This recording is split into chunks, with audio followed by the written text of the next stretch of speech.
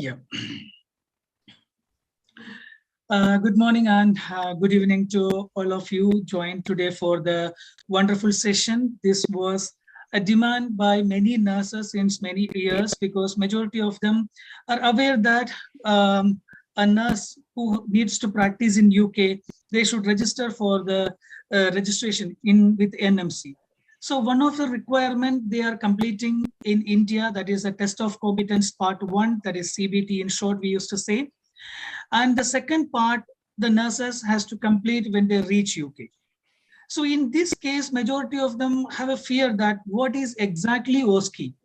Many of them in short way, they say like it's AP, assessment, planning, implementation, evaluation. So what happens in assessment? What is planning? What is implementation? And what is evaluation? And which is the step which is more important? So these questions makes many worried, like whether I will be able to be successful after the OSCE, and how much duration of training I will get from the trust, and what are the areas I have to focus during the OSCE, and what are the questions they may ask. So these questions are asked by many candidates when they are approaching TNAI, and also whenever we are doing some webinars or some sessions for the nurses. So we requested the team from Devon to make it happen, and today is the day which the things are going to be happening, and we are going to do it in 2 parts. Today we will be doing 1 part, and the major attraction of today's program is we will answer your questions live, because if you have any questions, you have the experts here, Miss Tracy, Miss Laura, and Miss Kali. They are able to explain about your all queries regarding the OSCE as well as the promotional, and there are many questions because as a part of this registration, we have sent one more link to raise their queries, because last moment, if all ask questions, it will become difficult. So we have given the link and we have received many queries. So we will answer these queries also. So before moving on to the formal program of today, I request our Secretary General, Mrs. Evelyn P. Kannan, to welcome all the dignitaries from Devon, even though they are our close friends, but it's the formality we have to show when many people are joined, to welcome them, and also to brief about the recent achievements and activities of TNAI. Over to you, madam. Very good morning and good evening to my friends, those who are watching from UK as well as from India, and especially greetings from the Trained Nurses Association of India to Miss Tracy and Miss Lara and Miss Carly. And we are privileged to have you here. And I always say that we have a cord connection between these two countries. You know why? Because this association has been established by the 9 European nurses. In 1905, they came to India and they started this association as a nursing super association, then later on became a Trained Nurses Association of India. So we have this kind of relationship from 1905 onwards. So whenever we have the guests from UK, we are really happy and delighted to have you here. And thank you so much for Mr. Ajnas, and you are organizing this one in a very nice way. I congratulate Mr. Ajnas as well as Ms. Rashmi and their team, Mr. Prashant, for making this event to happen. And he coordinated between you and to us, and he is making it. I think more than 1,000 candidates have registered this program, and many of them may be seeing that means through the YouTube channel and various media. And I'm not going to take much time of yours. I hope the deliberation of this entire the time will be the great eye opener for our Indian nurses, and they will make it clear what is the OSCE and how they can prepare themselves to address. So I will just brief about the Trained Nurses Association of India, and kindly give me the permission to share the slides.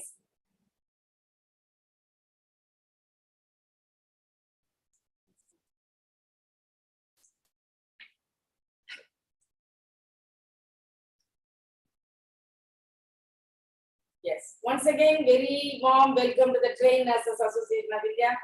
We are moving ahead with the commitment and dedication since 1908. And as I said before, the beginning, Association of Nursing Superintendents, because 9 European nurses, they came together and they started this association. In 1908, became the Trained Nurses Association of India. And 1910 onwards, we started having the conference. And 1970, Registered Society Act. Another major important feather is we have a Student Nurses Association also under the umbrella of the TNA Act. They are also marching towards the centenary in 2029. And the TNA is instrumental in establishing the system of formal education in India. Since 1905, there was no college of nursing, but the TNA worked very hard in bringing out the College of Nursing formal education. 1946, the two College of Nursing has been established in India. That is, one is RK College of Nursing, another one is the CMC Vellore. And 1947, again, TNA was instrumental in establishing the Nursing Council. Act was passed in the Indian Nursing Council. In 1926, again, the State Nursing Council. TNA take a lot of efforts and development of as a profession. 1933, appointed the committee of to look after the education. 37, they formed another committee to look after the service condition, and then they also involved in helping the government to set certain things for the board committee and the recommendation. 1950, Government of India recognized the Association as a service organization. And just currently we have the headquarters, which was established by the foundation stone was laid by Dr. Radhakrishnan and excuse me, madam, your slides are not visible. Please share it because you have not opened the slides.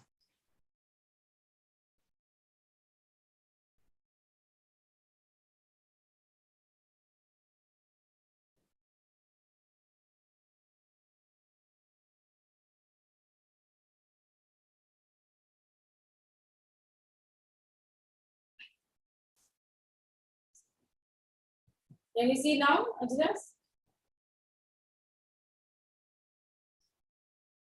Ajnas, can you see? Yes, madam. Yes, we can see, but please put it on slideshow.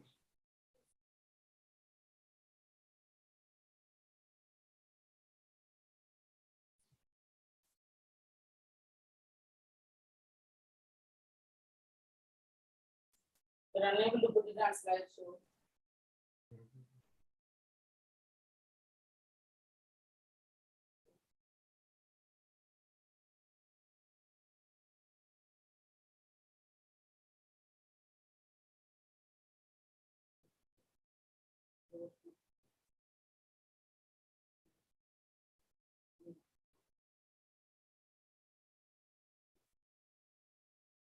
Okay, no? Madam, we can see the slides, but clicking this one, unable to make it as a. Okay, madam. Madam, you can proceed. You can proceed. Not a problem.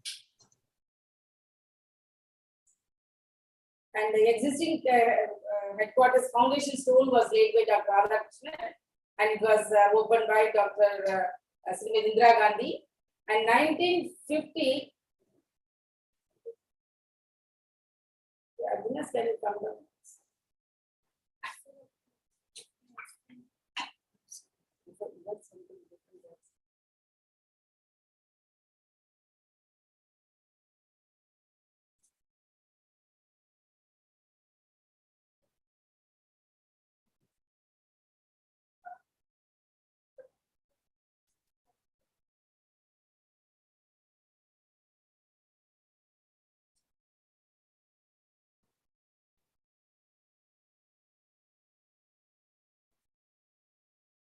Sorry.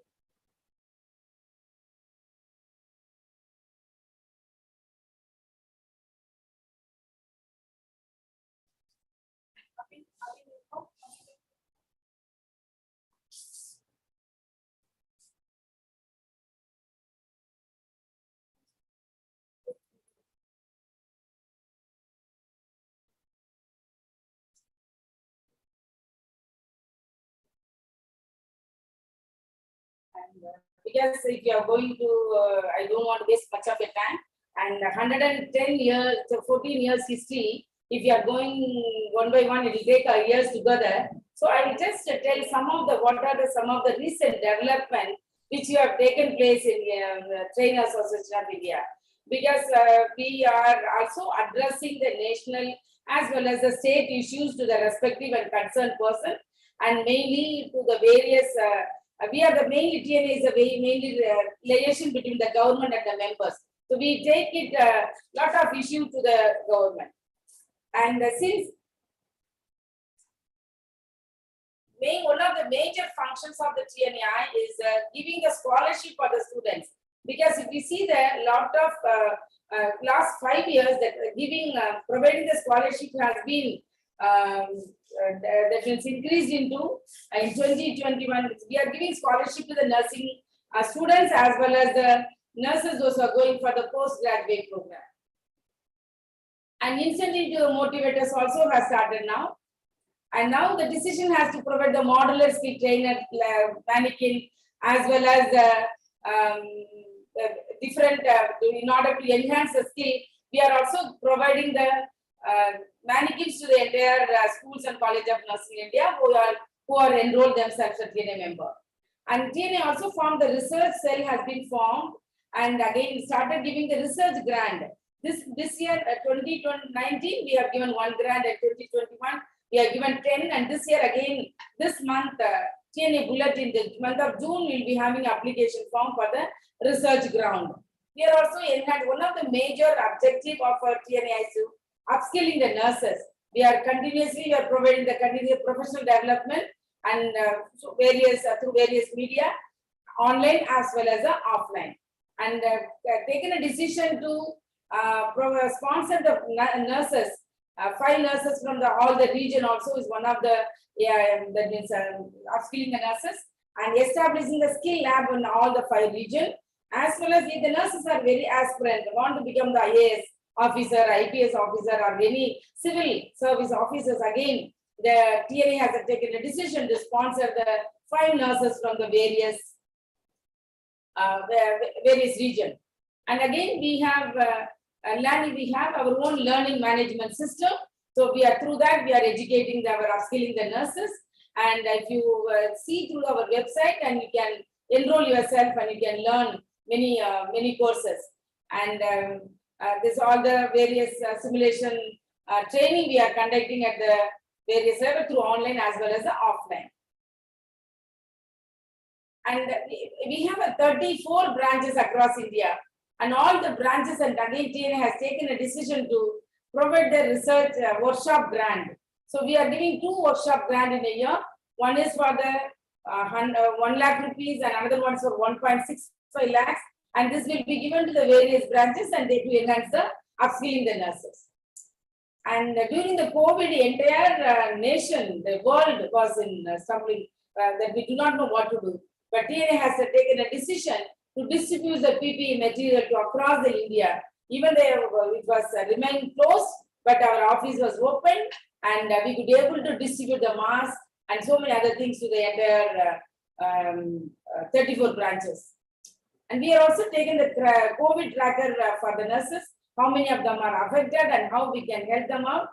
And immediately we that means the nurses who are really COVID warrior, we have a separate place in the journal, as well as immediately we created the grievances cell to address the issues, and we also represent issues at the individual level, unit level, as well as the national level to take care of our own nurses. And we are establishing the world-class museum. I hope in coming months we'll come to know when are we going to open this, inaugurate this museum, and there we are going to establish a wall for the tribute to the COVID martyrs. And we have also got a lot of award for the recognition of our existence for the last 140 years. And this is our headquarters building existing. This is our rented building. This is between the 1958 and 1950 to 1958. And this building we got it rented, and this one 1961, this old building 1961 2019. As soon as the World Health Organization announced the year of the nurse and midwife, our TNA Council had decided to renovate the existing building, and this has been now existing in Green Park, the headquarters renovated building. And if for easily we can make a payment for the membership and all the quick payment, and we also establish a QR code. And we have a separate, that is another association under umbrella of the TNA. We want to make the student nurses also to be independent and to empower them, and they are the future leader. We have planning to register do the separate registration, as well as we have enhanced many posts for the leadership position for the Student Nurses Association also. And not only we are only taking care of the welfare of the nurses or upskilling the nurses, and we also are into publications of the various books. Because since 1910 onwards, we are publishing the Nursing Journal of India is the only official organ of the TNAI, as well as connecting to the entire nurses and abroad in India. So this coming we have so many other books also, but this book has been released now in during our last meeting. And one of the major reasons today we have gathered together here is because nurses have been exploited very badly by the various agent or association or so many other places. And in 2016, the Minister of External Affairs invited the TNAI to take up the recruitment area also, because the nurses should not get exploited, and for the free and proper transparent recruitment, TNAI took up the challenge and become the recognized recruitment agency also. And we tied with signed a MOU with the UK, and that is Health Education England and Global Learner Program. So far, I think we have recruited nurses through TNAI, more than I think nearly 200 nurses, and they have gone UK and they're satisfied. They're very much satisfied the way we are providing the services. And not only that, and because previously only very few states, mainly Kerala and Tamil Nadu, Punjab only used to go for seek the foreign recruitment. But through the TNAI, we have recruited almost from nurses from 26 states that we've gone through from the TNAI. This is one of the really challenging, and we are really happy to inform you that. And we also created, if you go to our website, we have 34 branches. In every branch, we have the Facebook as well as the website. So particular information, if you want to see, you can see your own state website. If you are not having any problem, you can even approach the TNAI to help us out. We are also have various social media, WhatsApp group, Facebook promotion, and through various media we can get the help from them. So time to time, we are also addressing the various health ministers and chief ministers of the various states and address the program. And this is future state branch officers of every state. So first we purchase the land in Odisha now first to start with, and very soon we'll be having a building like this. So like that, we will be having our own TNA office in across 34 state branches of India. We also undertake a lot of projects, and we initiated the Florence Nightingale National Nurses Award in 1971. It's continuously now they are providing, and we filed a case in the Supreme Court, and we got the better salary structure for the nurses, but still it's not implemented by many states. Again, we are filing the case for the that means we are working on this to make it possible. This is about the glimpse of the Nurses Museum, world-class museum which we are building up now. 90% of the work is over, only 10% is remaining. In coming few months, we will be announcing that we are going to have a world-class TNAI's National Nursing Museum. This is all about the Trained Nurses Association of India. I think I made it really better, and you can see our website to know more detail, what are the other benefits, what are the current benefits are available. And now I take this opportunity to thank our colleagues from UK and for taking your time and coming and spending valuable time. We are going to give the nurses are waiting very eagerly to hear your things, as well as I bring greetings from our National President, TNI Professor Dr. Nhs Jobs. He's supposed to be here to give the presidential address, but unfortunately today he has some other prayer commitment and he has a personal commitment. He just sent his wishes to each one of you, as well as the participants, those who are eagerly watching over. I hope in next session, when you have a second session, we will definitely come and address over you. Thank you so much for the time you have given to us to just brief about the Trained Nurses Association of India. Over to you, Ajnas. Yeah, thank you, madam. And to the viewers, maybe you have many queries regarding how to avail these benefits and what's the procedure to get these things. So I will share the email of the concerned area in the chat box. So you can send your queries through email, as well as we will share our WhatsApp number also. So today we are moving on. Now we are moving on to our formal program that is majorly the nurses are eagerly waiting for. So before moving on to the OSCE session, I request our, in fact, our former colleague, Ms. Tracy Collins, because we were colleagues before during the HE period. Now she's an employer for us, and we are recruiting very happily the nurses to Devon. So please brief about nursing in Devon, as well as what makes Devon special for the nurses, and what you feel as a nurse, as well as in charge of a hospital, what you feel that the nurses should join in Devon. So what makes Devon special? So please, over to you, Tracy. Thank you very much, Ajnas, and it's absolutely wonderful to be here and to be invited to speak today. It's an absolute privilege. Thank you. So good afternoon, everybody. I'm Tracy Collins. I'm the International Nursing Workforce Lead here at Devon. Absolutely delighted to speak to you today around the wonderful area of Devon in the southwest of England, but also to talk to you around some of our experiences as a registered nurse and the importance of collaborations and partnerships, and hopefully be able to showcase some of the opportunities that we've got here for you in Devon.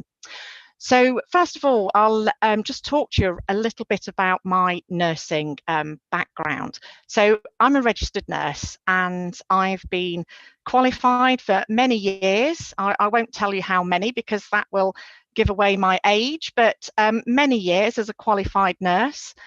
It was a dream of mine as a little girl, as a small child, to become a nurse, to care for people and look after people. And I have a younger sister, and she lives overseas, but if she was here today, she would say, I used to bandage her and cover her in plasters. I used to dress up in a little nurse's uniform, and I loved to literally cover in plasters and bandages to make her feel better and to look after people and all of that. It's absolutely something I have never deviated away from to this date. It's a fabulous profession, and as I say, I won't give you the date that I had the opportunity to become a student nurse, to follow my dream, and I started my training. And from there on, I've had the privilege of working in many different roles in the NHS and to where I am today. So I became a qualified nurse. I then decided to specialise in intensive care, in critical care. I've worked in a few roles in general management and senior nursing leadership roles. And I've worked, as Ajnas has mentioned, with Health Education England in the Global Engagement Directorate, where I was head of global nursing programmes. And it was a role that I absolutely loved and realised my passion for international nursing. It's really important for me to be able to make a difference to people's lives. And over the last few years, you will all know the work of the Nursing Now campaign, which is now the Nightingale Challenge, where it's really important to raise the profile of nurses and midwives across the world. And the State of the World's Nursing Report in 2030, in the results for 2030, was published on World Health Day, which ironically coincided with the pandemic and where the world went into lockdown. And it was there, the research and evidence in terms of the importance of nurses and midwives today in delivering healthcare for all across the world, and how the importance of recognising the strong leadership and the importance of the role of a nurse. And there's no more than the last couple of years where that importance of nursing has come about and really showcase what nursing and leadership is here. And I know the opportunities that are available for us to share, both from the UK and in the NHS in Devon, but to learn from yourselves as well. The importance of partnership, working together, how we can learn from each other, how we can learn from different cultures. I absolutely love the work that I do, and with all of that experience and partnership work that I was doing in my previous role, working with institutes in India, came to meet the Trained Nurses Association when they had their visit here in London. There's amazing opportunities, and our programme in Devon came about a year ago, and I'm privileged to be able to lead the team, and I have some of my colleagues on the call today, Laura and Carly, who will also share with you some of the work that's been underway. I'm proud to say over the last 12 months, we've deployed and brought into the NHS in Devon 413 nurses to date, which is incredible in such a small space of time. And we have a number of nurses from the Trained Nurses Association that have actually arrived in Devon. And we have an interview that Laura will show a little bit later on from a couple of nurses that have recently arrived from TNEI. And so we are really proud of what we do, and we pride ourselves in terms of the opportunities and the pastoral support and how we support our nurses, both before they come to the UK, but also whilst they're here and through that real journey up to registration. And I'm sure some of you have seen our YouTube channels. If you haven't, please do have a look at our Nursing in Devon YouTube channels. You will see some of the great work that Devon is doing. And my team, we are all aiming for the same goal, and that is to make a big difference to people's lives, both here in the UK, but also overseas internationally.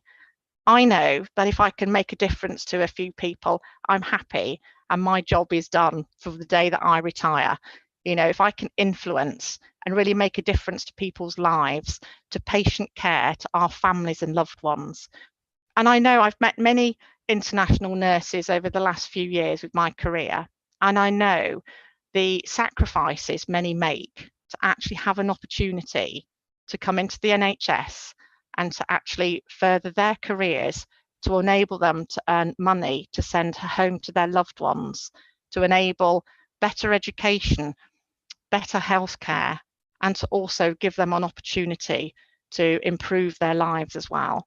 That is so important, and I have to say, I can only thank you all for everything that you do. I think you are absolutely incredible what you do. And our role is to promote and really showcase to people, this is what our overseas nurses do to come to the UK, to come into Devon.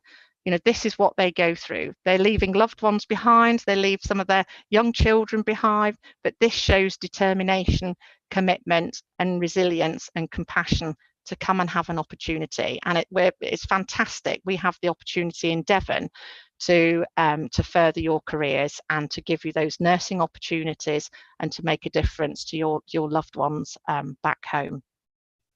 So that's a little bit about our background. But Devon, why come to Devon? So Devon is in the southwest of the UK, and we are very privileged in terms of the area we live. We have coastal locations, we have the city locations, and we have the countryside locations. It's one of the biggest, if not the biggest, county in the UK. So similar to a state in India. And we recruit nurses, and we're starting to recruit midwives as well, and we're looking to recruit other healthcare professionals, but we work for our Devon community, and we recruit across our 6 hospitals, which are Torbay and South Devon. We have the Royal Devon and Exeter hospitals and North Devon hospitals. There's University Hospitals Plymouth, and we have the Mental Health Trust, Devon Partnership Trust, and we have the Southwest Ambulance Trust, which is paramedics. We're also going to be starting to support social care or nursing in care homes and community. And so we'll be looking to support care workers coming to work in Devon as well. And there's a great opportunity in terms of enhancing skills and knowledge whilst working in the community and care homes and the acute or the trusts, the main hospitals, in terms of learning and really having and gaining that full rounded experience in terms of delivering healthcare. And so we've had some really good feedback from our nurses that have arrived. We've got over 400 now, as I've previously mentioned, and Laura, as part of her role, will be really pulling together some of that evidence and feedback that we're able to share with people. And this is what we're doing in Devon. I started international recruitment in 2014, 2015, when I was working at Torbay. And to date, there are still many nurses from overseas that are here in Devon working in Torbay. And they've progressed into their senior nursing leadership positions. They started as a band 5 qualified nurse, and then they became junior sisters to ward managers, into research. And in fact, one of my nurses, who I recruited from the Philippines many years ago, she's now met her partner. She's getting married and settling here in Devon. So it's wonderful to see our international nursing community grow and bring their loved ones and settle and enjoy their careers and lives here with us. So there are many nursing opportunities in different fields. We have surgical, we have medical, we have theatres, we have intensive care, we have A&E. There are all sorts of different specialities and opportunities where we can support nurses through their career. And you have a choice as to where you want to come and work. So when you have your interview with us, we ask that question: where would you like to come and work? Where would you like to come and live? We pride ourselves in Devon as an area of the importance of somewhere, great to live. It's a wonderful lifestyle in terms of the countryside and the sea. And if you like city and the shops and the bright lights and clubs or live music, we have that opportunity as well. And plus Devon, it's very easy transport links. So it's 3 hours on the train to London or to the main international airports. So it's easy to travel back home to see family. So everywhere is within easy access for our nurses. So I'm hoping that will be enough to share about Devon to begin with. And we can show you some of our wonderful live streamed video that happened yesterday at the Royal Devon, or the Nightingale Hospital, I should say, which I'll just mention. The Nightingale is one of the hospitals that was used during the pandemic to look after COVID patients.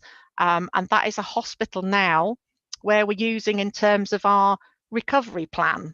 So where patients we're able to improve the amount of people that are waiting for operations at the moment. And there's a facility there for the OSCE simulation and practice, which is where some of our nurses in Devon come to. And the nurses you will meet and see are our Devon nurses. So I'll pause there for a moment, and I'm sure there'll be lots of questions later on. And please feel free to ask those. We're here to answer any questions, anything at all. We're very proud of the work that we do. We've hugely achieved, had some massive success over the last few months. I'm hoping we will meet and bring many of you that are watching today into Devon, and hopefully we can share more of our experiences over the next few months with you. And as Nhs and Ma'am Evelyn mentioned earlier, we do have part 2 of our webinar on Wednesday, and that will be taking place at the same time. So thank you, everybody, and I'll pause for now, and I think it's over to you, Nhs, for Carly. Thank you, Tracy. Thank you for first of all informing the importance of nursing, because earlier, nowadays, everybody is appreciating the role of nurse and what nursing played during the period of COVID, and also for explaining about the support you are providing. And it's a request that you have mentioned about your YouTube as well as your social media. So please put the links in the chat box so that everyone can access it and can understand your monthly webinars and monthly programs, everything will be.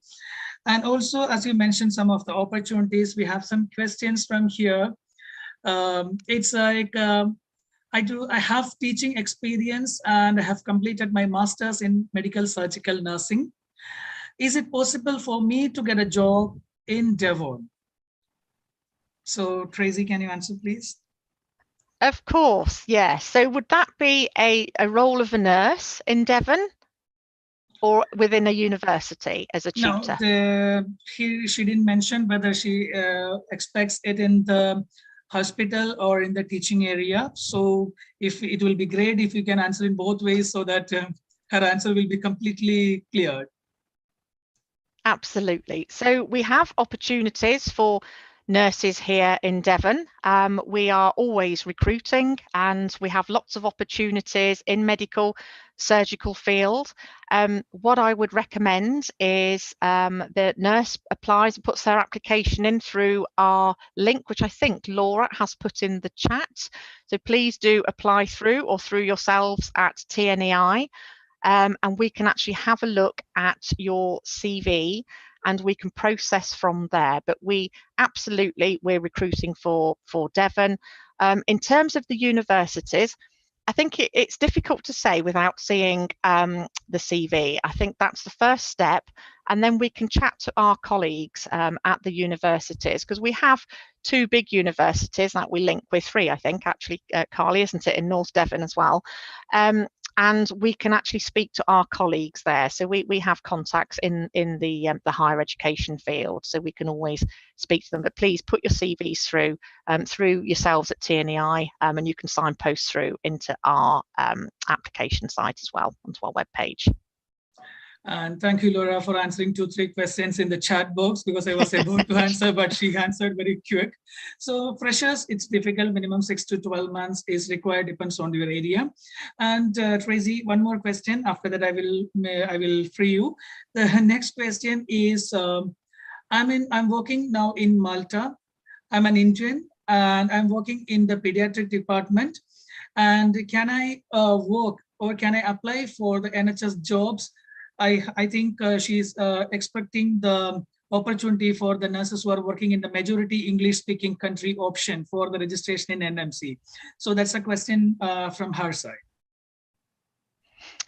So she's asking if she can apply from Malta regarding, is that English language? Is that the question? Yeah, because she's planning to opt to the NMC option, NMC registration option with nurses who are working for more than 12 months or more in majority English speaking country.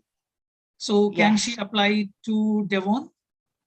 Yes, absolutely. Yes. And if she's a pediatric nurse, please just to say whether she wants to work as in a pediatric area. If so, then our advice is to sit the pediatric CBT if she specifically wants to work as a qualified registered pediatric nurse here in the UK, because that is actually important. Our hospitals are considering pediatric nurses that have that experience but have chosen the adult CBT pathway, so that's okay, but it's just important to know if you want to work as a registered pediatric nurse that you need to have the pediatric CBT for the pediatric OSCE. Yes. Yeah, thank you, Tracy, for answering these questions. There are some more questions, but that we will keep it for the end, because like everybody is eagerly waiting for. Actually, we were planning to put the OSCE video first, then followed by the queries.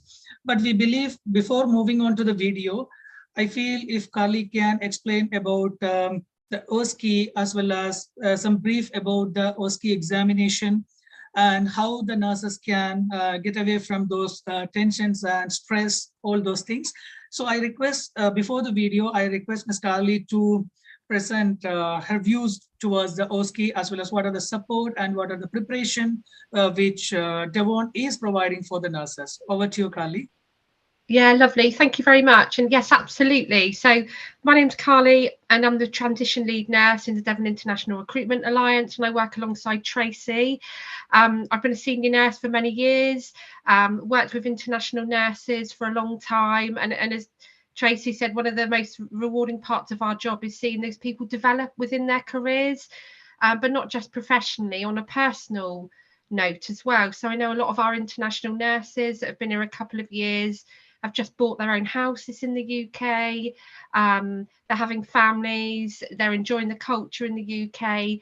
And in fact, a couple of the nurses that I recruited a few years ago have just set up their own diaspora group in Devon, and they meet on a monthly basis. So that's been really good to be part of.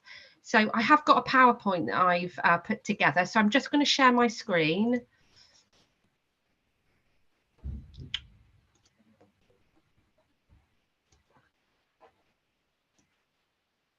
Right, can you tell me if you can see my PowerPoint? Yeah, Yes, we just need Carly. to. That's lovely. Can you see that? Yeah, but please Yeah, put you on just the need to show. slideshow, please. Yeah. Pardon? Sorry, I didn't hear you. Please put On it on the slideshow, Carly. slideshow. Yeah. Oh, it should be. Hang on. Right, bear with me. From beginning. From the beginning, how's that's that? it. Yeah. Okay. No.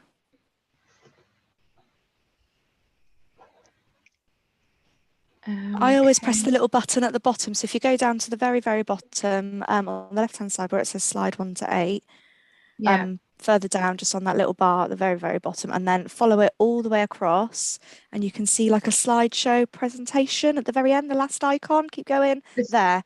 Yeah, press that This button. one. No, further back. That Yeah, one. that one. Yeah. Okay. No, it's not done it. We can see your slides, Carly. Yeah, just Right. work through each one there. Yeah. Right. Okay, so I've come along to talk to you today about the Nursing and Midwifery Council Test of Competence. You're not on the first slide, Carly. Oh, it should be. Just drag it back up to the top. That's it. Okay, so I've come to talk to you about the OSCE exam, which I know is one of the main anxieties for all of you thinking about coming to work in the UK. And I'm just going to go through a very brief overview in terms of what the OSCE entails. And then, of course, please feel free to ask me any questions as we go. So, the OSCE exam for the Nursing and Midwifery Council, obviously, you probably already know this, but it's in 2 parts. So there's a part 1, test of competence, that I'll go on to talk about in a moment. And there's also part 2, where you're going to be tested on your clinical and communication skills. And this is all about this is the road to your Nursing and Midwifery Council registration. So part 1 of the registration process is the CBT. So you'll hear people call it the CBT, which is the computer-based test. And that is split into 2 parts. The first part, part A, is numeracy. That's 30 minutes long, and that's 15 questions. Then going on to the next part, which is more clinical questions.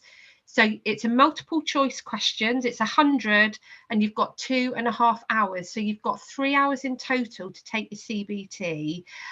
Very high success rate with the CBT on the first time pass. Please don't worry about it. We're not trying to catch you out. You do have to pay for the CBT to begin with, which is £83. That will be reimbursed to you on your arrival to Devon. So part 2 of the NMC registration process, this is the OSCE. So you'll all have heard about the OSCE. A lot of you will have friends that have done the OSCE. So this is a very brief overview. It does comprise of 10 stations. You'll be examined on 10 stations. Now, 4 of those stations will be scenario based and will relate to the 4 steps of the nursing care process. You'll hear this termed as AP, and that's assessment, planning, implementation, and evaluation. So this is absolutely what you do in your day-to-day nursing career.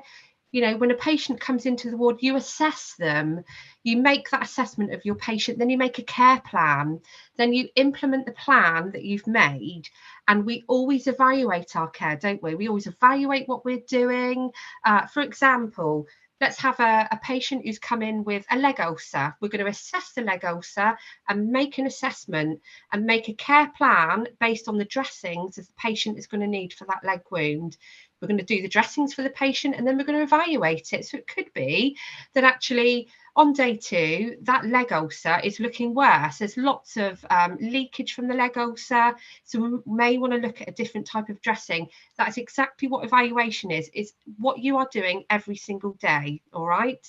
Now, 4 of these 6 remaining stations will take the form of 2 sets of 2 link stations, testing practical clinical skills. So one of the key tips is make sure you read the station instructions and scenarios. Don't be afraid to have a look again when you do actually go for your exam. So you'll be tested on 10 OSCE stations, but there are 15 that you will be taught. Now, the education programme is 3 weeks, okay? So you'll have 3 weeks to fully commit to learning about the OSCE stations. That will be an educational centre. So dependent on which hospital you come to in Devon will depend on which venue you will go to, but you will see shortly a video that we recorded yesterday at the OSCE Training Centre in Exeter, and we've spoken to some of the students there, so you'll be able to see the resources, and it's exceptional, and the team are very supportive, and they will teach you all of these 15 OSCE stations. You will also get plenty of time to practice. So I've done the list here of the 15 total stations. Okay, so you've got administration of inhaled medication, like an inhaler, aseptic non-touch technique, catheter specimen of urine, fluid balance chart, in-hospital resuscitation. So we're talking about basic life support. And one of our, it's part of the video we will show you shortly, we recorded a group of nurses going through the basic life support. Intramuscular injection, that's one of the shortest stations, midstream sample of urine and urinalysis, and then peak flow, again, that's one of the shorter stations. Removal of urinary catheter, again in the video we will show you a group of nurses going through that skill station. Subcutaneous injections, so for peds nurses there will be a paediatric BLS, basic life support. You'll also be assessed on calculating drug dosages, because obviously it's imperative that we are safe when we're administering medications. You'll be assessed on your hand hygiene. So I think that's drilled into us as nurses, isn't it, from the moment we start our training, and even more so since the pandemic. Medication administration, physiological observations, and that will be done on the new score, which is an early warning tool that helps us recognise when our patients may be deteriorating. And then safe disposal of sharps and wound care. So you can see these are really basic nursing skills, things that you do every single day. They don't want to catch you out. You just have to learn it in a set fashion. So for example, you have to vocalize everything that you are doing when you're having your exam, things that you probably wouldn't vocalize. So for example, in the exam, as soon as you walk in to that patient, you would say, I am now going to check for any slippages to make sure it's safe to approach the patient. Now I'm going to approach the patient and I am going to introduce myself. So it feels a little bit false, but you have to say that out loud for the benefit of the examiner. So it's a little bit like learning your lines as an actress. It's things you all do, but you just have to verbalize it to make sure you are demonstrating those skills. So I've just put down some top tips based on my experience. So although you can absolutely learn from previous OSCEs, you mustn't let it define your next one. And the most important thing is you must practice, okay? You will get a 3-week in-depth training program. However, you will also need to practice outside of that.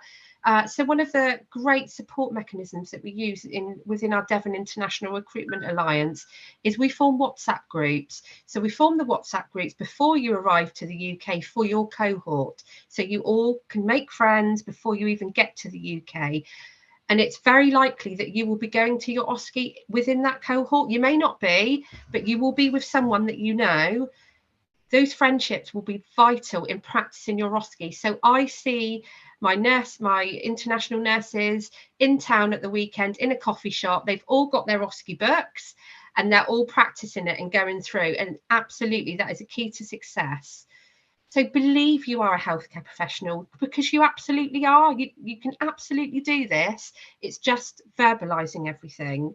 Use the reading time before each station and stay calm.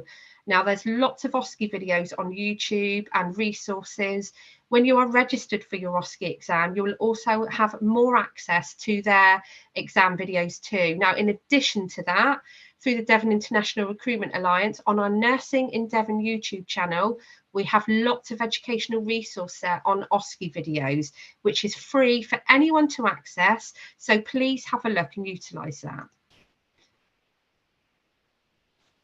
What do most people fail on? Okay, so we do have some failures. So we have about 100% pass rate over the first 2 attempts. Okay, so by the second attempt, most of our nurses have passed. What do they fail on? So sometimes it's a lack of failure of communication, that lack of really verbalizing what you are doing, and that's why the practice is so important. Some people fail to read the scenarios and instructions accurately and properly. Some of that is probably down to exam nerves. So please stay calm, take your time. One of the third things is unable to complete the documentation on time. And I think that's practicing, writing down exactly what you need to, okay? The failure to perform the hand hygiene, okay? So you really need to practice verbalizing what you're doing when you're washing your hands. A few candidates fail to identify the patient's allergy, and it's something that's just skipped, although we do it every day when we're giving medications. That's something to look out for. So what's going to happen if you fail your OSCE? So we support you with your first 2 attempts for OSCE. Okay, we will pay for that, your first sitting and your second sitting. I have not, so in all my years of working with international nurses, I think I've only known of one nurse that's failed 3 times. Now, unfortunately, if you do fail on your 3rd attempt, your NMC application will close and you'll need to wait at least 6 months before you sit the OSCE again. So at that point, we'd have to review employment. However, that's an exceptional circumstance, and I've only known one occasion in the last 10 years where that has happened. So I really hope that has provided some assurance to you. So that's a brief sort of overview of the OSCE process. Please follow the Nursing in Devon YouTube channel, because there's lots of resources there you can access for free. And I'll just open for questions. Thank you, Carly. There is a question raised from one of the candidates. It's Priya. Like the time period between landing in UK and training for OSCE. Like the question is, like when after reaching UK, when you will start the training for the candidates, OSCE training? Yeah, so it does vary. So at the moment, we're still working through 2 separate lots of students, because the NMC have got the old OSCE and now the new OSCE. So we are currently working on what we call the legacy OSCE candidates. So at the moment, we're trying to get all of them through before the end of July, and then it all changes. So anyone that's thinking of coming over will be part of the new OSCE. So our aim is to get people through 3 to 6 months passed and pinned. That's our aim. It does vary depending on which hospital you go to, but the providers that we work with are absolutely focused on getting nurses through their OSCE and pinned, because that's what we want as well. We want these nurses working, you know, to the top of their license and looking after patients as a registrant. And Carly, as you have put something new, so that there may be some queries I'm expecting, because you just mentioned that from July the new OSCE is about to start. So definitely we can find some questions soon. Like can you just explain like what would be the changes, whether it will have many changes, or like the way when recently they made to do 10 stations to be completed. So like that, what would be the changes happening in the new OSCE? So the OSCE I've just gone over in the PowerPoint, that's based on the new OSCE. Okay, so that's based on 10, you'll be examined on 10 skill stations, all right? The old OSCE was only 6. So the NMC have thrown in a couple of newies. So basically, when they're trained, they'll be trained on 15, of which 10 of them they'll be assessed on. So there's just been an addition of a few new skill stations. That's it. Okay. And thank you for explaining to them that what is assessment planning, implementation and evaluation, and also like out of 15, how much they have to complete, so that before reaching J1, they can plan themselves, and also they can go to your YouTube channel to learn more about the OSCE. So I request your team to just show the part 1 of our OSCE recorded session.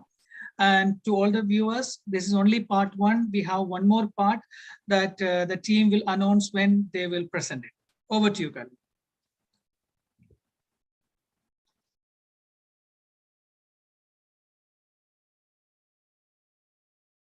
Can you hear it with the sound? Hold on. Is that okay? Yeah. Yeah.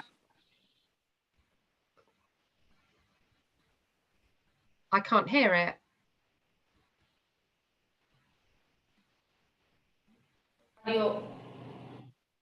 By this one. Okay.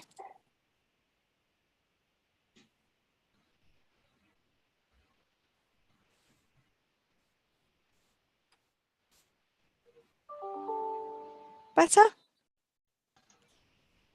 Still no sound. Okay. Okay, sorry. Bear with me a second. So, this is so confusing, isn't it? Because it's not the same as Teams. I know, we're so used to Teams. Oh gosh. Right. I'm just going to stop share a second. Right, so if I do share sound, that's it. Apologies, everybody. This should be better now. Been teaching OSCE for Charlotte. So I've been doing this about 3 months now, so I'm still a new recruit, but I've just started teaching now, which is really rewarding. Excellent. So I know today you've got a large group of 20 and you're doing the new OSCE training. That's right, isn't it? That's correct. So we had the legacy training and now this is the new updated training. Right. So slightly different, there's different criteria to each department, only very small changes, but it helps with the standardisation across the country, so our nurses can be trained appropriately. Right, and are you enjoying it so far? Yes, I really enjoy my job. It's lovely seeing other people learn. Yeah, it's quite rewarding, isn't it? Yeah, absolutely. Right, so what I might do, Charlotte, is come back to you a bit later. We're just going to go down and say hello to the candidates. Yeah, come and see them. Great, right. Okay, we're just going to walk down now. So this is the Nightingale Hospital. So this is the OSCE Training Centre. Candidates from Royal Devon and Exeter, North Devon Hospital, some from Torbay will come here to do their OSCE training. So as you can see, it's purpose-built OSCE training centre. You've got all the different skill stations here. You can see our candidates practicing hard, one of their scenarios. There we are. That's great. So what we're going to do is we're going to go and observe one of the skill scenarios today. So I know that the candidates have been working hard on the station, which is urinary catheter removal. So one of the groups has kindly volunteered to demonstrate the scenario to us. So I think they're all a little bit nervous, so please bear with them. Let us know if you can't hear. So we're just going to walk down now. You can see they're all practicing hard work.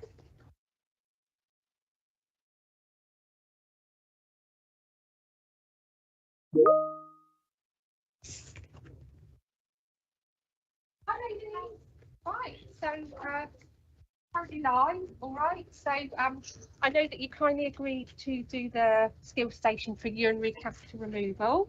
So can you just introduce yourselves for us? I'm Sneha Suresh. Lovely. And my name is Lisona Matthews. Thank you, Lisona. My name is Stephanie Thomas. Lovely to meet you. And which hospital are you from? We are from RD&D Hospital. That's great. Okay, and you enjoying your OSCE training so far? Yeah. Yeah. Wonderful. So I know it's a 3-week education programme. Is this your 3rd week? This is our second week. Second week, great. So you're halfway through at the moment. Yes. Right, so who's going to actually run through the scenario and who's going to be watching and marking? Steffi is going to do the scenario. That's wonderful. Thank you, Steffi. So if you could speak nice and loudly and clearly so people that are watching can see what you're doing. Don't worry if you get it wrong. We're all here to practice and you're just practicing at the moment. And then I know you two ladies will be going through the OSCE marking criteria. And then afterwards, we'll watch you feed back to Steffi. So will you feed back at the end or during the scenario? At the end. Right, okay, so we're going to watch you. Please speak up, all right? Thank you, ladies. We'll let you carry on, all right? Okay. Thank you.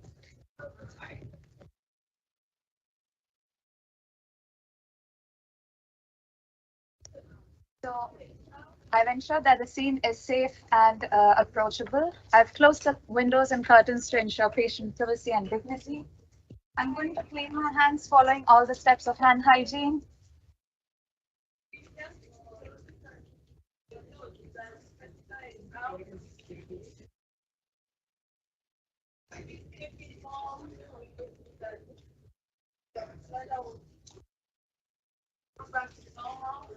Hello, my name is Steffi and I'll be your nurse for today. How would you like me to call you? You can call me Craig. Oh, hello, Craig. Okay, so I'm here to remove your urinary catheter. Are you fine for me to continue? Yes. Okay. So just to make sure I've got the right person's prescription here, do you mind if you tell me your full name, please? Okay. Yeah, my name is Craig David. And your date of birth? 6/7/1995. Okay, I've got Craig David with date of birth 6/7/95. So I'm happy with the right patient. Yeah. Do you mind if I just cross check you with your ID band? You can check, please. Okay. So I've got Craig David with date of birth 6/7/95 and hospital number 123-456. So I'm happy with the patient details. So I'm going to get my stuff ready. So I hope you'll be back when I'm here. Okay. So I'll be cleaning my hands again.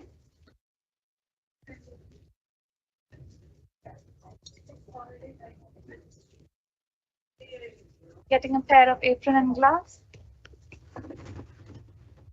So there's no date of expiry on the apron and gloves.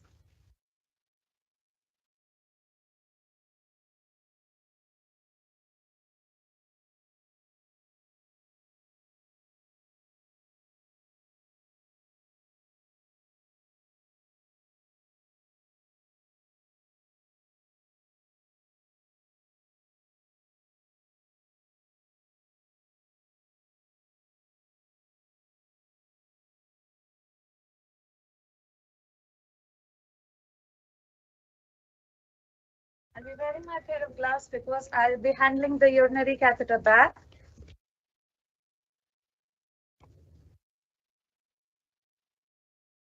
John, I'll be raising the height of the bed just for ease of access. Are you fine with that? Yeah. Okay. All right. I've ensured that the catheter bag is empty. If it was not, I would be emptying it first. I'll be placing it on top of the bed, exposing just the part of the tubing of catheter.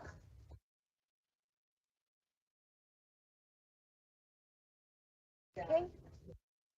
So I'll get my stuff ready now, disposing of the used gloves.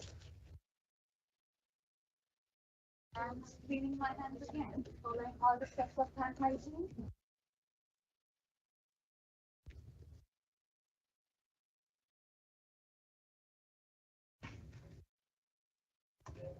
So I'm going to get my articles ready. Before that, I'm going to clean my trolley. So I've got Clinell wipes here. It's clean and intact, and date of expiry is 2026, so I'm happy to use that. I'll be cleaning using 3 wipes. First the top. Okay.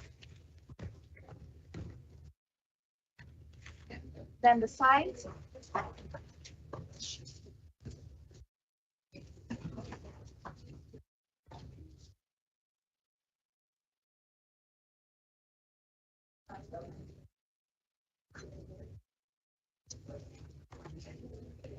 Closing off that. And the third wipe to clean the bottom shell.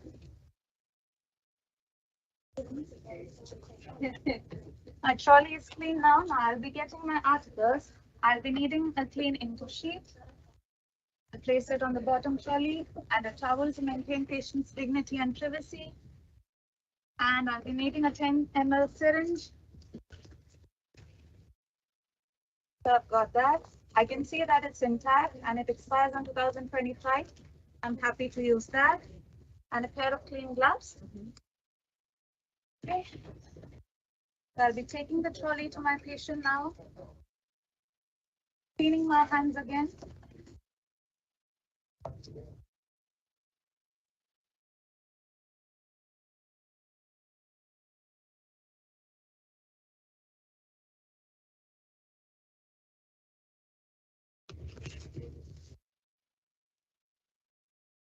I'm about to open my syringe to get my articles ready. Ensuring I don't touch the tip of the syringe. Okay. Cleaning hands again.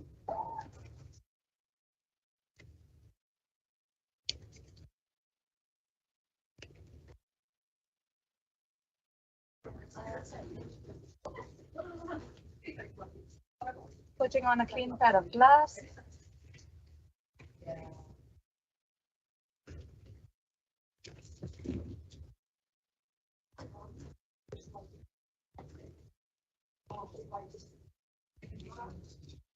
Hello, Trace, I'm back. So I'm going to remove your catheter. So I'll be first deflating the balloon. For that, I've got my 10 cc syringe here.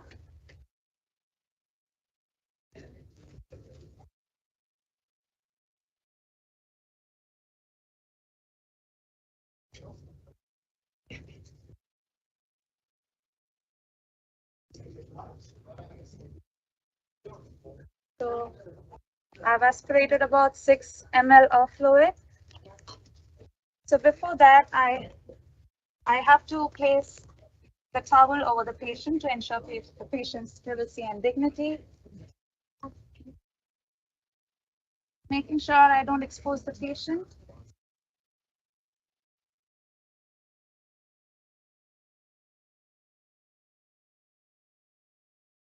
And place an info sheet underneath him to prevent any urine spills.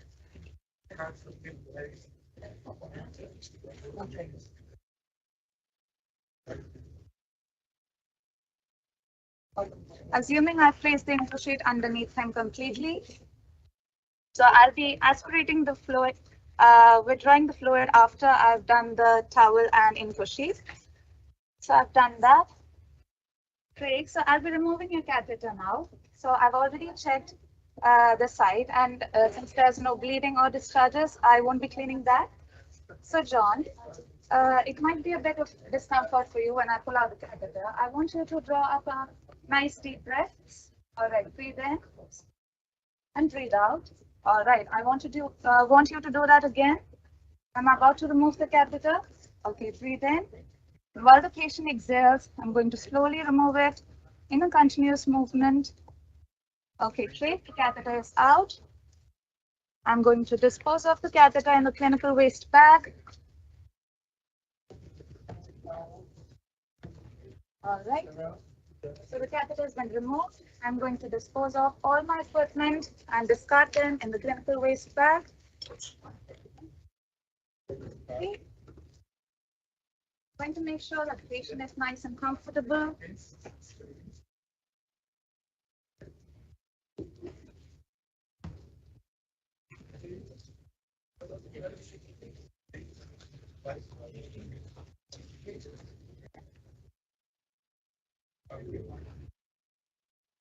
I need to clean my hands again.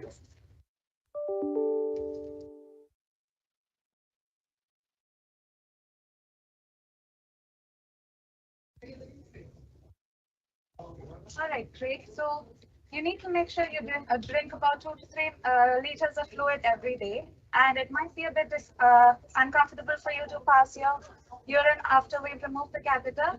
So I want you to just ring the call bell when you feel like going for a wee, and one of us will get to you. So because we need to assess if you're passing the right amount. So here's the call bell. You can press the orange button and one of us will get to you. Do you have any other questions or concerns? No? Okay. So are you comfortable like this? Yes. Okay. So I'm going to put the bed down.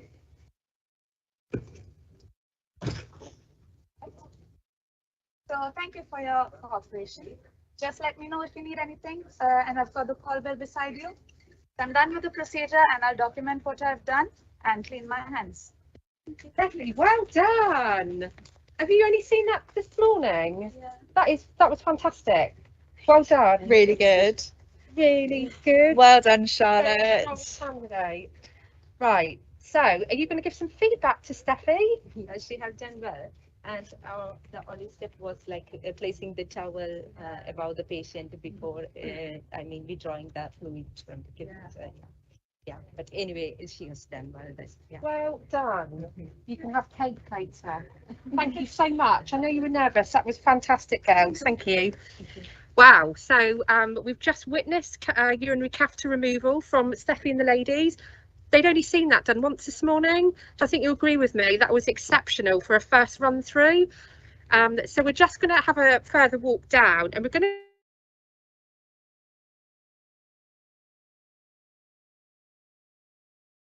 Yeah, thank you. Thank you.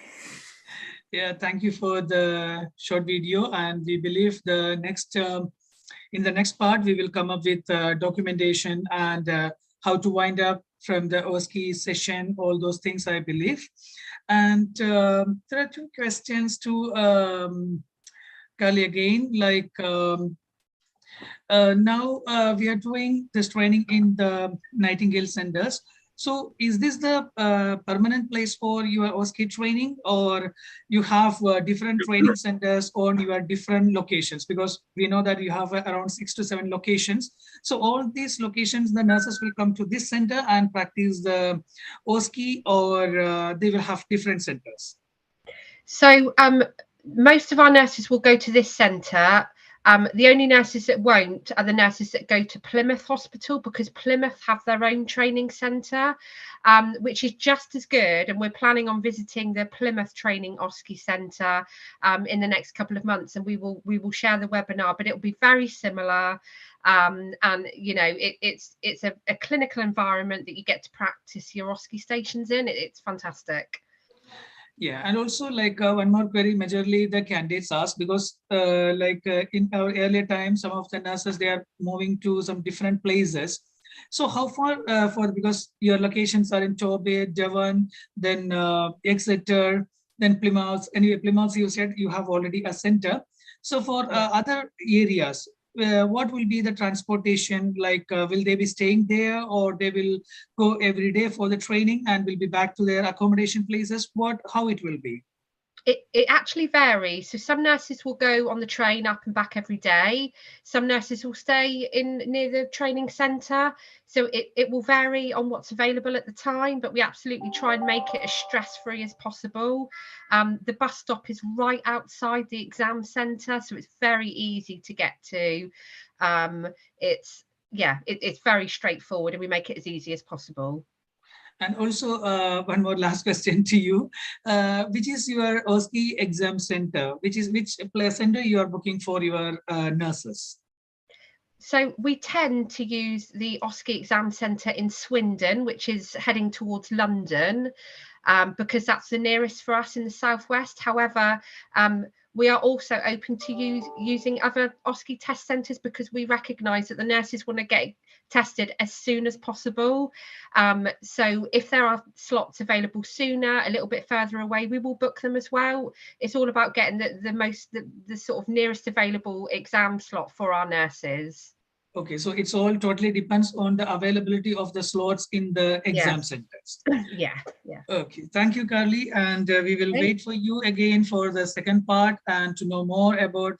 We have seen the planning session, sorry, implementation, but we want to see the documentation and all those things in the second part. No problem. And now it's the next area where the nurses will have doubts is the pastoral care.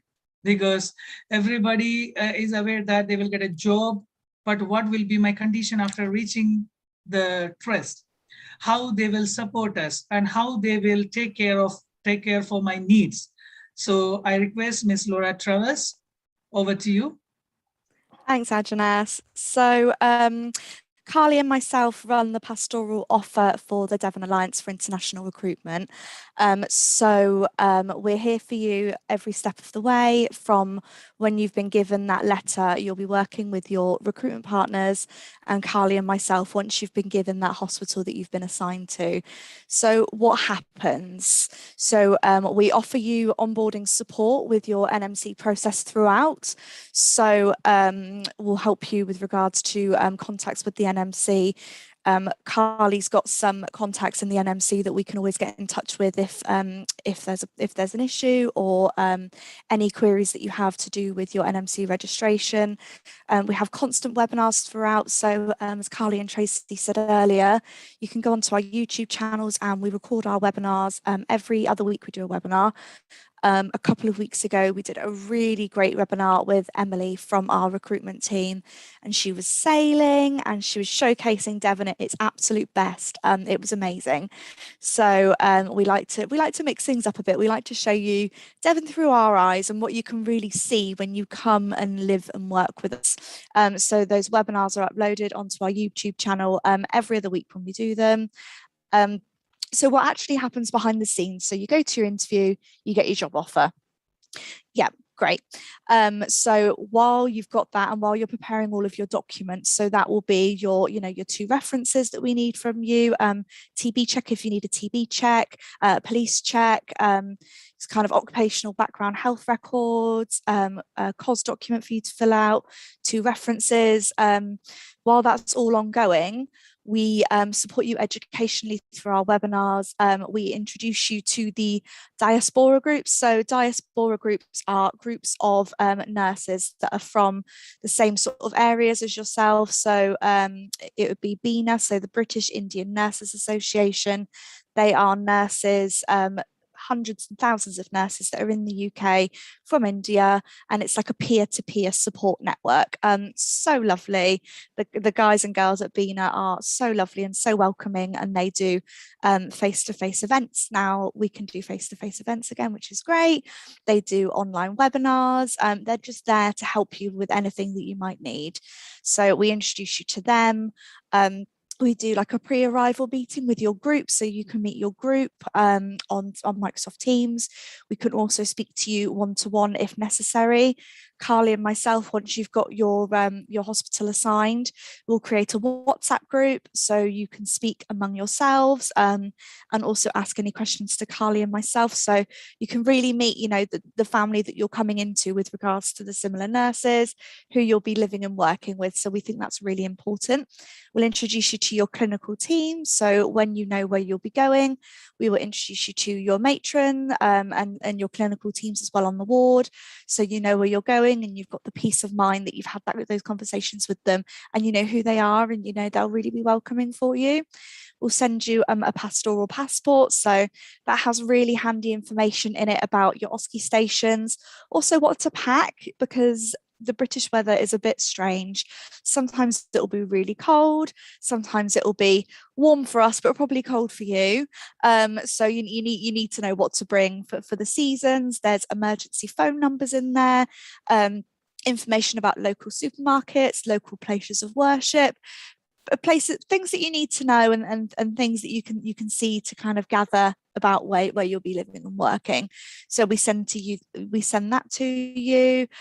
When you're in country, we then set up a post-arrival meeting. So Carly and myself will meet with you when you're in the country just to check everything's okay, any questions that you have for us. Even though you'll be introduced to your teams, Carly and I and the team are still on hand if you have any queries or questions or if you need any support. We've then got our ongoing support network, so we're always here for you. And then ongoing career development, we can set up action learning set programs for you as and when they come out. We're so passionate about supporting you with your ongoing career development. We recognise that our international nurses are so important in the NHS, and you are our leaders of the future, and we really want to support you with your ongoing development and your ongoing education. It's so important.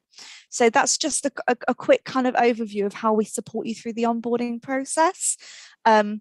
these are just a couple of our webinars that we've done in the past that you'll see on our YouTube channel. So there's one with the British Indian Nurses Association that's in there. They were so lovely when they came to see us. We've got sessions on tissue viability, looking after patients with dementia, which we understand is a little bit different in the UK. So if you've got some free time and you'd like to have a look at our webinars, please go onto our YouTube channel and have a look and see what's on there.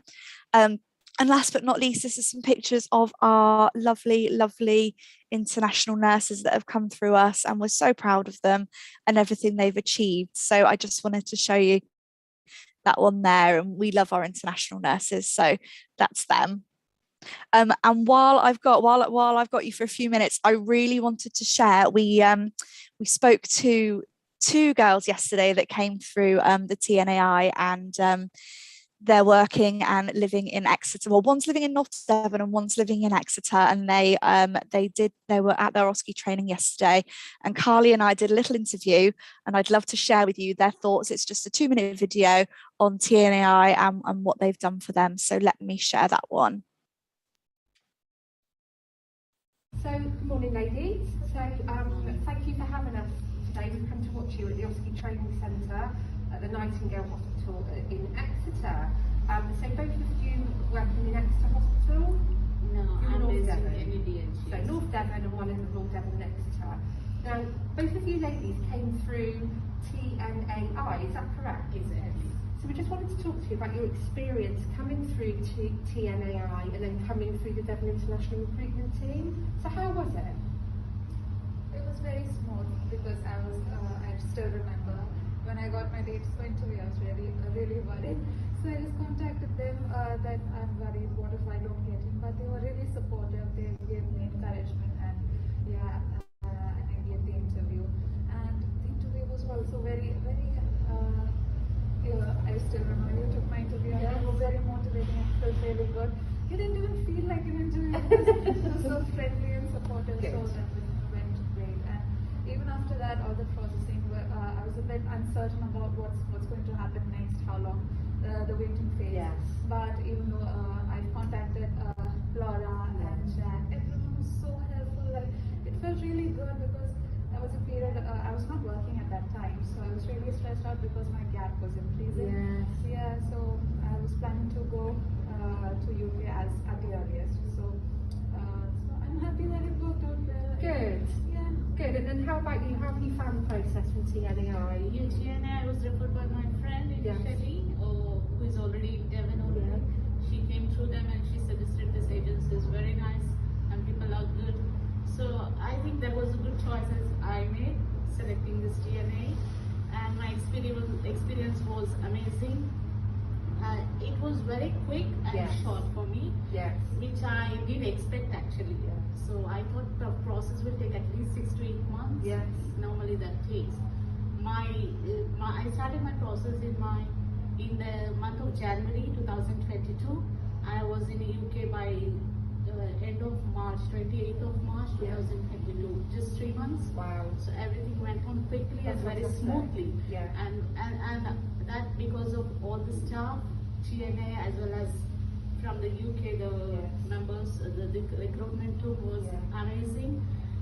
And the way they responded to our queries or whenever we had some concerns, the response was immediate. Right. And that's what you want, isn't it? Because it's such a stressful time for you. Yeah, You want that responsiveness. And so that was very good of them. And the other thing was, whenever we raised up queries, and there was a group, the WhatsApp group was there where we could access the other person who is going through the same process, the same tensions or the frustrations. So could get information from them as well. So that was another wonderful thing they did. So all that was very helpful and made me more comfortable. Good. And I didn't feel it was so burdening or so, no, it was not tense the process. Good. It was very smooth and felt very good. And finally I'm here. You're here in Devon, and we're so pleased to have you. It's a lovely place they have given me. Didn't have any idea about the place, but the place they have given me is very lovely. Surrounded by beaches. We go there and just spend our time. And thanks a lot, TNA, for that support and the guidance that you have been to us. And yeah, thank you, you rock. Oh, amazing. Thank you so much for your time. Thank you, Laura. Thank you for this wonderful video, because we never used to we used to get it, but we never force anyone to give the videos. But it's a great gratitude from your side to request them like what's their experience, and framing it and sending to us. Thank you so much. And few queries to Laura, because you have mentioned majority of the things, what kind of pastoral support you and Kali as your team, what you're providing for the nurses. But Of course. questions which generally are raised by the candidates to us are, like you mentioned about the places for the worship, places for like dining, and all those things you have mentioned. But few questions which they ask mainly are, like which will be the airport you are preferring for them to land from, any India or any other overseas country? Yes, so all of our hospitals always choose Heathrow Airport for ease of access. All of the international flights definitely go to Heathrow, and it's easier to what am I trying to say? Coordinate all of the nurses coming from different countries all at the same sort of time or day. So like all on a Thursday. And then I know for Plymouth, we'll go up and collect all the nurses all together.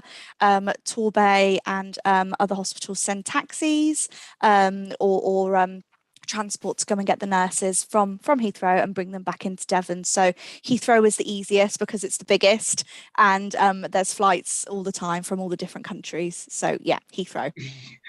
Thank you, Laura. I asked only one question. The second question also you answered together. Perfect. Like how the travel will be from the Heathrow to Devon, that's also answered. Mainly taxis. Yeah, and another thing is like majorly the nurses used to ask is like the availability of the accommodation, because majority nurses, like the nurses who plans to bring their spouse and children, of course, they have a concern about which area will suit best for us. To be very specific, like just imagine I'm coming to Devon because I have 2 kids and I have to live in a place which will be affordable for me to. So in such cases, like what is the average cost of accommodation in Devon? Depends on Plymouth or Exeter or Torbay, Devon, North Devon.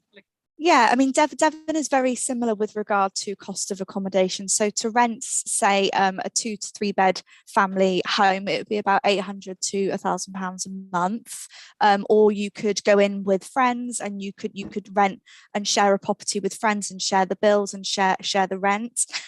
Devon on a whole is very family friendly, so I wouldn't say one place over another place. From my experience and from our nurses' experience, from what I've heard, Devon on a whole is family friendly, so I wouldn't suggest one place over another specifically for families. It's all family friendly. Okay, so you mentioned about 200 to 300 pounds or 100 to 300 pounds.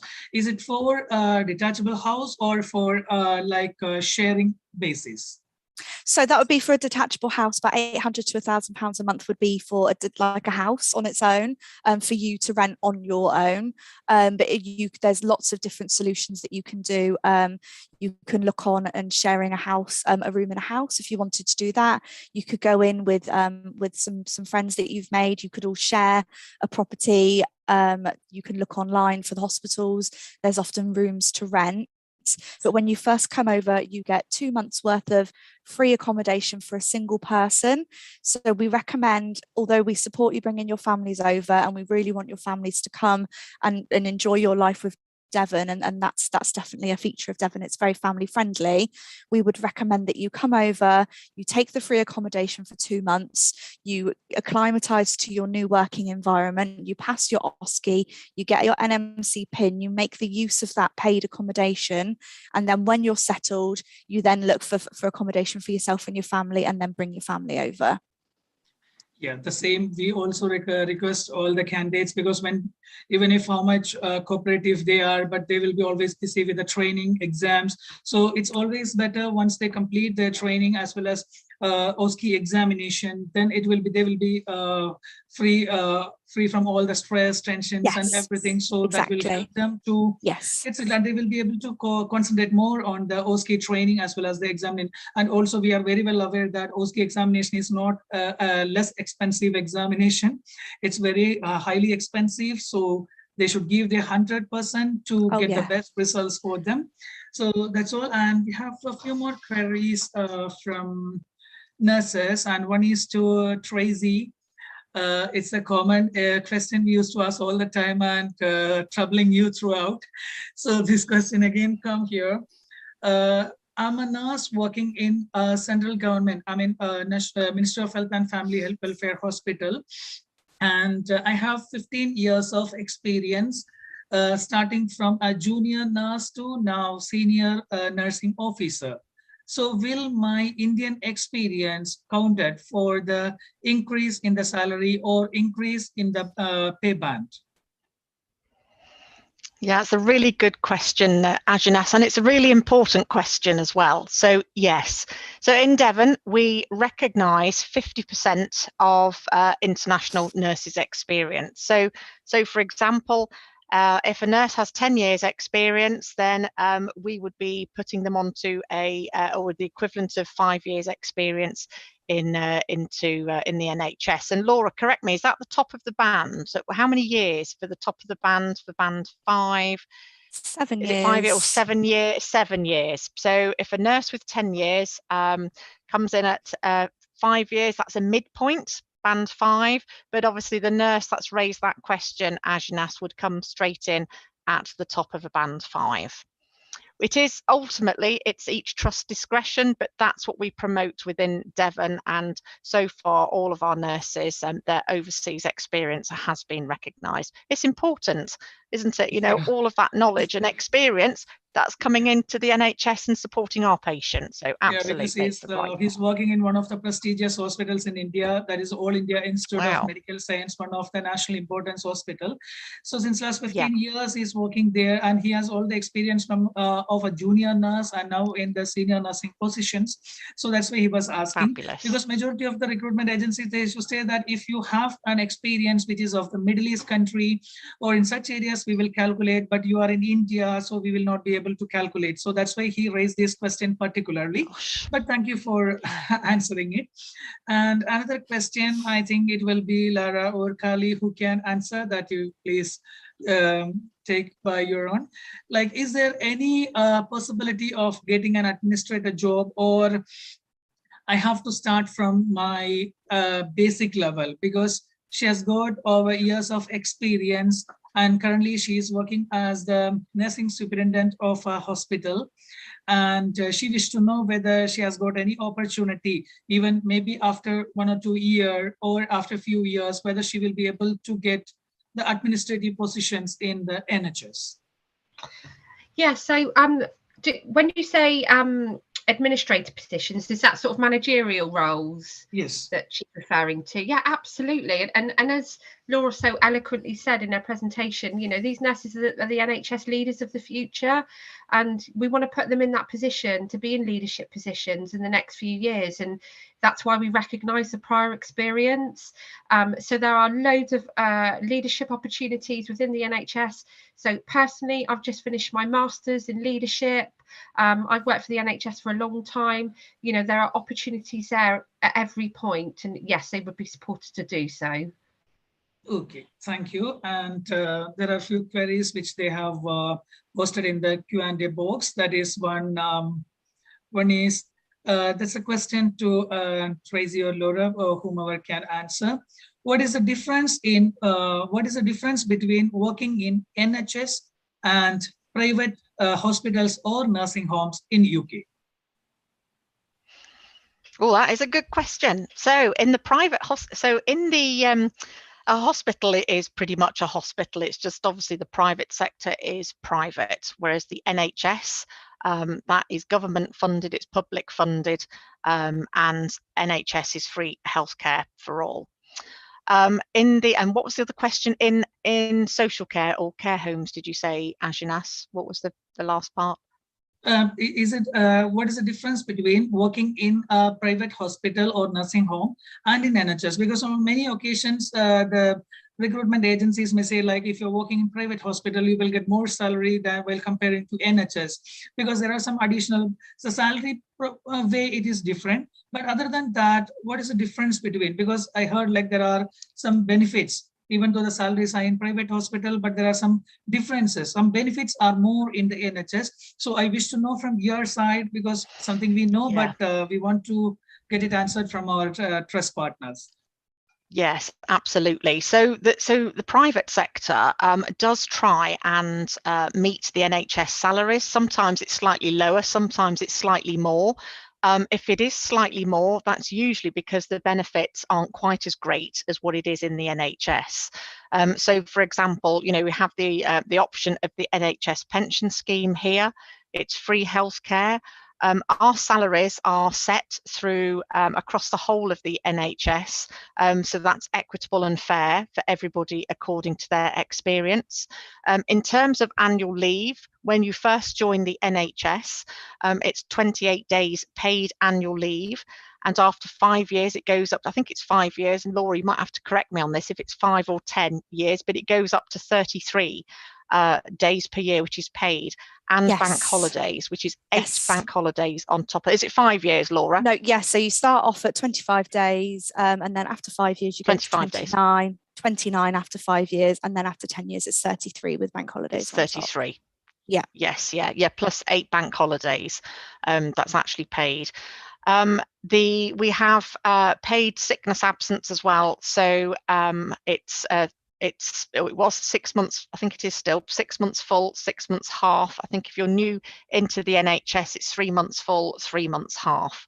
But that is all paid as well. And in the private sector, some hospitals will pay part of that, but not everybody. It's very much down to the individual company in terms of who pays what. But in the NHS, yes, you have a huge benefits in terms of opportunities. Plus, there's a lot of free education that's available as well. You know, each hospital has their own education department. There's lots of online modules to choose from, but also programs and courses which are available on site, which is all free for the nurses. And there are also some benefit packages like salary. It comes out of the salary each month, but you can get lots of discounts in terms of restaurants or using a bike, even some of the cars for those that can drive. There's those opportunities as well, and you do get quite a lot of discount and benefits working in the NHS. Yeah, and the final 4 questions, and we will wind up because we are moving above the time limit. So last 4 questions, and in one is, sorry, the box is closed, sorry.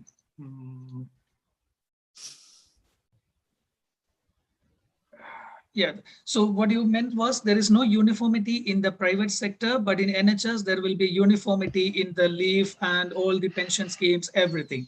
Okay, so the next question is, I'm holding PhD and I have a doctoral degree. So will it be counting for promotions or any salary increase? It will certainly depend on the level of experience. I mean, PhD certainly taken into account, absolutely, that level of study, but it's important to actually see the experience, the clinical experience as well, in terms of, you know, posts that are suitable for that nurse. Okay, so the next question is, what is the maximum employment gap acceptable? So this is very much down to our professional judgment, if I'm honest. Now, we accept 2 years, but there have been occasions where we've gone to 2.5 and 3, which is exceptional. But that's based on the previous years of experience, the field and speciality in terms of what that nurse has been working in. But normally we would accept 2.5 years. 3 is absolutely pushing it, and it is case by case review on that one. But we would certainly be accepting, you know, 2 years and 2.5 years. So what you mean is like it's all depends on the clinical potentials and skills and where she was working before. So these all things matters. Yes. Okay. And the final question Yeah. for you is like that's a question for You're many welcome. nurses also. Like 37.5 hours is the weekly working hour. So when the nurses It is. calculates with the Indian scenario and other scenario, so in India it's 8 hours or 12 hours is the duty schedules. So when they calculate, sir, it's 38. If we work, how it will be managed? Because what is a shift? Because 37.5, if I'm working in 8 hours, if I work 5 days, it becomes 40. If I work for 12 hours in 3, then it will comes only 36. There 1.5 hours is missing. So this is a question majorly Yeah. asked by many nurses. So can you please Yeah. answer how the shifts will be and how the nurses will complete the 37.5 hours in a week? Yeah, absolutely. So basically, so they are allowed to have a break in their shift. So, so the nurses are paid for 150 hours a month, which is 37.5 hours a week. Now, sometimes they will be working slightly more than that, but over that month period, it actually balances to 150 paid hours per month.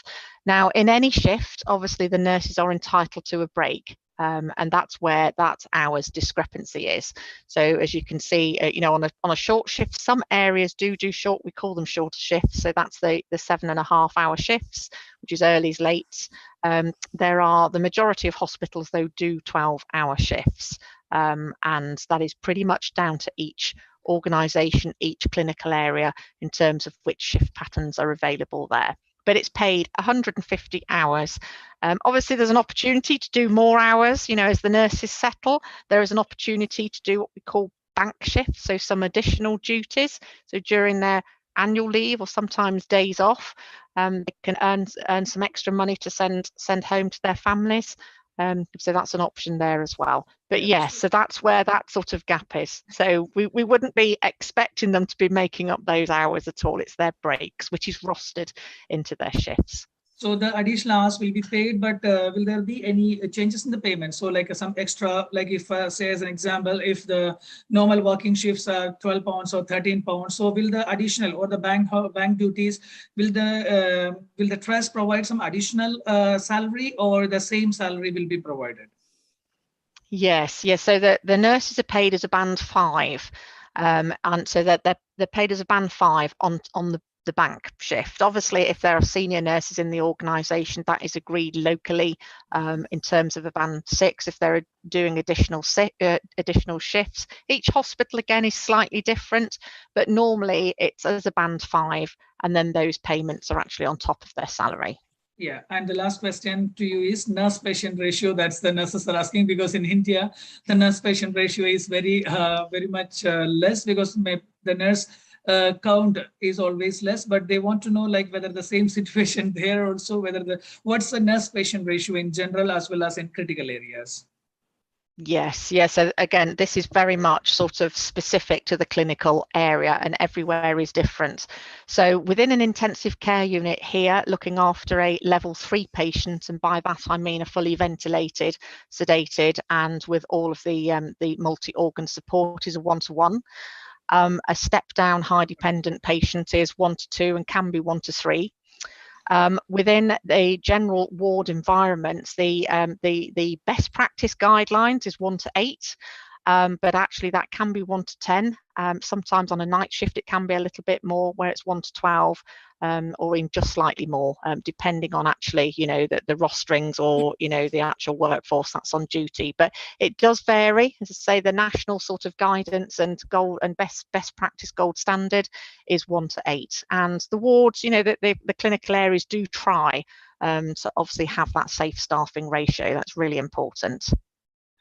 So thank you. That's all for questions. And some general questions for us is regarding the NMC consultation happened that I mentioned in the initial of the webinar, that NMC consultation for relaxation or reducing the score or considering the post-graduation for them, the considerations as well as the employee referrals. These are under the pipeline, and as and when the decisions are made, it will be available in the NMC website, or also TNI will circulate it through our social media and websites, so you will be able to understand. And about the age restrictions, there are no age restrictions for the nurses unless if they are fit to practice, because that all depends in the NMC second stage. Your physical ability for the employment is already checked, so there is no age restrictions. And the rest all the questions were answered by Mr. Tracy, Laura, and Kali, and hope we will be able to see all soon with the second part and more about documentation and winding up of the OSCE and how the results are calculated.